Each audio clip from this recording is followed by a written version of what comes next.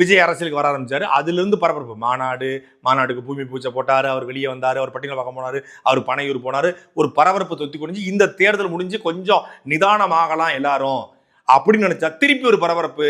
விஜய் பதவியேற்பு சிக்கல், ஆளுநர் புறக்கணித்தார், ஆளுநர் அழைத்தார், அதிமுக திமுக பேசிட்டாங்க, எடப்பாடி உதயநிதி பேசிட்டாங்க, சபரீசனும் உதயநிதி எடப்பாடியும் பேசிட்டாங்க அப்படின்னு பரபரப்பை.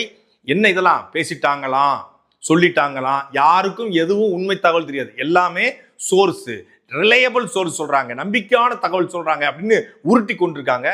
உண்மையான தகவல்கள் எதுவா இருந்தாலும் அது அப்படி உண்மையாவே இருந்தாலும் அது தவறானது.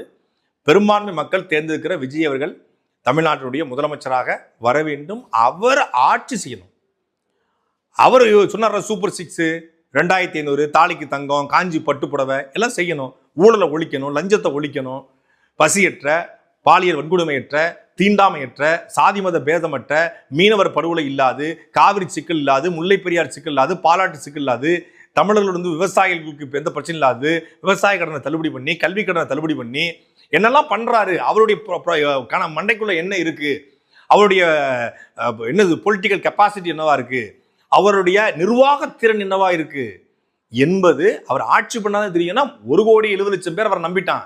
அவர் நம்பினவனுக்கும் நம்பாதவருக்கும் அவர் தான் முதலமைச்சர். அப்ப இந்த 1,70,00,000 பேர் நம்பியதற்கு அவர் என்ன மாதிரியான நிர்வாகத்தை பண்ண போறாரு, எப்படி IPS IAS ஆபீஸ்ல எப்படி கொண்டு வர போறாரு, லஞ்ச லாவணியத்தை எப்படி ஒழிக்க போறாரு என்பதை அவர் பண்ணாதானே தெரியும்.